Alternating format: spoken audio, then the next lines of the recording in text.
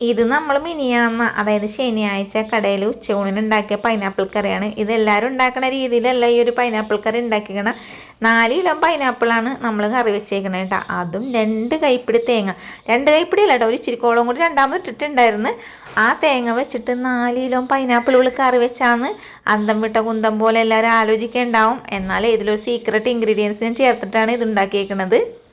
അങ്ങനെ പൈനാപ്പിളൊക്കെ അതേ കഷ്ണിച്ച് നമ്മൾ ഉരുളിയിലേക്ക് ഇട്ട് കൊടുത്ത് ആവശ്യത്തിന് വെള്ളം ഒഴിച്ച് പിന്നെ ഒരു 5-6 പച്ചമുളകും കീറിയിട്ട് കൊടുത്തിട്ടുണ്ട്.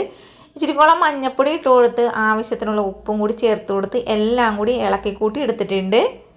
പിന്നെ ഞാൻ ഒരു കഷ്ണം മത്തങ്ങ വാങ്ങിച്ചിട്ടുണ്ടായിരുന്നു കേട്ടോ. മത്തങ്ങ എന്ത് ചെയ്ത് തൊലിയൊക്കെ കളഞ്ഞ് ആ ഇഡ്ഡലി പാത്രത്തിൻ്റെ ഊട്ടുള്ള തട്ടില്ലേ അതിൻ്റെ മുകളിലേക്ക് കഷ്ണങ്ങളാക്കി വെച്ചിട്ട് ഇതിലേക്ക് ഇറക്കി വെച്ച് കൊടുത്തു. ഇങ്ങനെ ചെയ്യണം എന്താണെന്ന് വെച്ചാൽ പിന്നെ ഇഡ്ഡലി പാത്രത്തിൽ വെച്ച് ആവി കയറ്റുക, വേറെ പാത്രത്തിൽ വെച്ച് വേവിക്കുക ഒന്നും ചെയ്യണ്ട.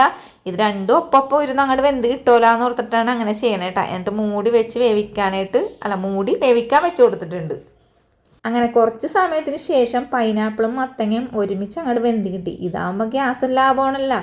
ഇനി മത്തങ്ങ വേറെ വേവിച്ച് ഗ്യാസ് നഷ്ടപ്പെടുത്തേണ്ട ആവശ്യമില്ല. പിന്നെ മത്തങ്ങയുടെ ഗുണങ്ങളൊന്നും നഷ്ടപ്പെട്ടു പോകൂല. മത്തങ്ങയുടെ ആ വെള്ളത്തിൻ്റെ അംശങ്ങളൊക്കെ നേരെ പൈനാപ്പിളിലോട്ടല്ലേ പോലെ. എങ്ങനെയുണ്ട് എൻ്റെ ഐഡിയ? അങ്ങനെ മത്തങ്ങയൊക്കെ എടുത്ത് മാറ്റിയിട്ടുണ്ട്. ഇനി ഇതിലേക്ക് അരപ്പ് ചേർക്കണ്ടേ? അതിനായിട്ട് മിക്സർ ജാറിലേക്ക് 2 കൈപ്പിടി തേങ്ങയാണ് ഇട്ട് കൊടുത്തേക്കണത്. ആ 2 കൈപ്പിടി തേങ്ങ എന്ന് പറയുമ്പോൾ എൻ്റെ വലിയ കൈയൊക്കെയാണ്, എന്നാലും ഞാൻ കൂടുതലൊന്നും തേങ്ങയൊന്നും എടുത്തിട്ടൊന്നുമില്ല കേട്ടോ. ഇനി ഇതിലേക്ക് ഒരു പാക്കറ്റ് തൈര്. ഞാനപ്പോൾ 2 ട്രിപ്പായിട്ടാണ് ഈ ഒരു അരപ്പ് തയ്യാറാക്കണത്. കാരണം ഒറ്റ ട്രിപ്പിലൊന്നും അരപ്പ് ശരിയാവില്ല, മിക്സി വല്ല അടിച്ചു പോയാലോ. ഇനി ഇതിലേക്ക് ഇച്ചിരിക്കോളം മഞ്ഞൾപ്പൊടിയും അതേപോലെ ഇച്ചിരിക്കോളം മുളക് പൊടിയും കൂടി ചേർത്ത് കൊടുത്തിട്ടുണ്ട്. പൈനാപ്പിൾ മുറിക്കണ സമയത്ത് ഞങ്ങൾ എപ്പോഴും എന്ത് ചെയ്യാന്ന് പറയുക, ഇതിൻ്റെ നടുക്കത്തെ ഭാഗം കഴിക്കുള്ളൂ കേട്ടോ.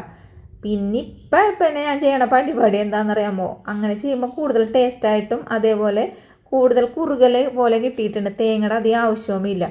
ഈ നടുക്കത്തെ ഭാഗം അരിഞ്ഞിട്ട് ആ തേങ്ങയും കൂട്ടി അരച്ചിട്ട് അതും അതിലേക്ക് അങ്ങോട്ട് ഒഴിക്കും. ഞാൻ കൂടുതലായിട്ട് പൈനാപ്പിൾ കറി വെക്കണം കൊണ്ടിട്ടാണ് ഇതേപോലെ 2 ട്രിപ്പ് അടിക്കണേ കേട്ടോ.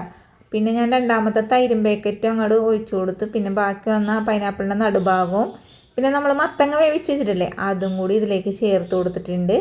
എന്നിട്ട് എല്ലാം കൂടി ഒന്ന് നന്നായിട്ട് അടിച്ചെടുത്തിട്ട് അതും നമ്മുടെ പൈനാപ്പിൾ കറിയിലോട്ട് അങ്ങോട്ട് ഒഴിച്ചു കൊടുത്ത് ഇങ്ങനെ മത്തങ്ങയും അതേപോലെ ഈ പൈനാപ്പിളിൻ്റെ നടുഭാഗവും എല്ലാം കൂടി ചേർക്കുമ്പോൾ ഒരു പ്രത്യേക ടേസ്റ്റും ഉണ്ടാവും. അതേപോലെ ഞാൻ നേരത്തെ പറഞ്ഞ പോലെ തേങ്ങയുടെ അധികം ആവശ്യം ഉണ്ടാവില്ല, നല്ല കുറുകനെ ഉണ്ടാവും കേട്ടോ. അങ്ങനെ ഞാനിതെല്ലാം കൂടി ഇളക്കി കൂട്ടി ടേസ്റ്റ് നോക്കിയപ്പോഴേ എന്തോ ഒരു ടേസ്റ്റ് കുറവ് പോലെ. വേറൊന്നല്ലടോ, ഞാനിതിലില്ലേ മറ്റേന്നാണ് വെളുത്തുള്ളിയും അതേപോലെ നല്ല ജീരകം ഇടാൻ മറന്നുപോയി.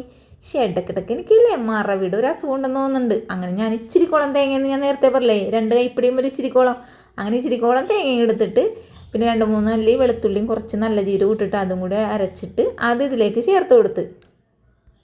എൻ്റെ മറവി കൊണ്ടിട്ടാണ്ട് ഇച്ചിരിക്കോളം തേങ്ങ രണ്ടാമത് എടുത്തിട്ട് നമ്മൾ ഇതേപോലെ അരച്ചെടുത്തത്. അപ്പോൾ എല്ലാവരും അങ്ങനെ ചെയ്യേണ്ടെന്ന് ആവശ്യമൊന്നുമില്ല, ആദ്യം തന്നെ എല്ലാം ചെയ്താൽ മതി. മനുഷ്യൻ്റെ കാര്യമല്ലേ, എന്തെങ്കിലും മറവിയൊക്കെ സംഭവിക്കാം.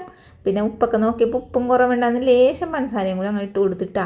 ഇപ്പോഴാണ് പൊന്നോ ശരിക്കുമുള്ള പൈനാപ്പിൾ പച്ചടി ആയത്. പച്ചടിയല്ല, പൈനാപ്പിൾ കറി എന്ന് പറയാം. കാരണം പച്ചടി എന്നും പറഞ്ഞത് എല്ലാവരും അടുത്തോട്ട് ചെന്നിട്ടുണ്ടെങ്കിൽ എന്നെ ഓടിച്ചിട്ട് കൊല്ലും. അങ്ങനെ ഞാൻ എന്ത് ചെയ്ത് ഇതിലേക്ക് കുറച്ച് മുന്തിരിങ്ങയൊക്കെ ഇട്ട് കൊടുത്ത് പിന്നെ താളിപ്പിനായിട്ട് കടുക് പൊട്ടിച്ച് കറിവേപ്പില വറ്റൽ മുളകിട്ട് തീ ഓഫ് ചെയ്തതിന് ശേഷം മുളക് പൊടിയും കൂടി ചേർത്ത് കൊടുത്തിട്ട് ഇതിൻ്റെ മുകളിലേക്ക് അങ്ങോട്ട് താളിപ്പ് നടത്തി. ഈ ഒരു വീഡിയോ കാണുമ്പോൾ മിക്ക ആൾക്കാരും പറയും അയ്യോ ഇങ്ങനെയൊന്നുമല്ല പൈനാപ്പിൾ പച്ചടി ഉണ്ടാക്കണമെന്ന് പറയും. പക്ഷേ എൻ്റേതായ രീതിയിൽ വെറൈറ്റി ആയിട്ട് ഉണ്ടാക്കിയ ഒരു പൈനാപ്പിൾ പച്ചടിയാണിത്. ഇങ്ങനെയല്ലാന്ന് എനിക്കറിയാം. പിന്നെ പറയും തേങ്ങയുടെ കുറവ് കൊണ്ടിട്ട് ടേസ്റ്റ് കുറവായിരിക്കും. ഒരിക്കലും ഇല്ല കേട്ടോ. ടേസ്റ്റ് ഇല്ലാത്ത ഭക്ഷണം ഞാൻ ഒരിക്കലും എൻ്റെ കടയിൽ കൊടുക്കൂല. ടേസ്റ്റ് ഉള്ളത് കൊണ്ടിട്ടല്ലേ ഞാൻ നിങ്ങളിലേക്ക് ഇത് ഷെയർ ചെയ്ത് തന്നത്. അപ്പോൾ വീഡിയോ ഇഷ്ടപ്പെട്ടിട്ടുണ്ടെങ്കിൽ ഒരു തവണയൊക്കെ പൈനാപ്പിൾ മേടിക്കുമ്പോൾ ഇങ്ങനെ ഉണ്ടാക്കിക്കോടോ, അടിപൊളി ടേസ്റ്റാണ്. അതേപോലെ തന്നെ നമ്മുടെ വെറൈറ്റി വിഭവങ്ങൾ കാണുന്നുണ്ടെങ്കിൽ ചാനൽ സപ്പോർട്ട് ചെയ്യാനും ലൈക്ക് ചെയ്യാനും ഷെയർ ചെയ്യാനും മറക്കരുത്. വീഡിയോ കണ്ടതിന് താങ്ക് യു.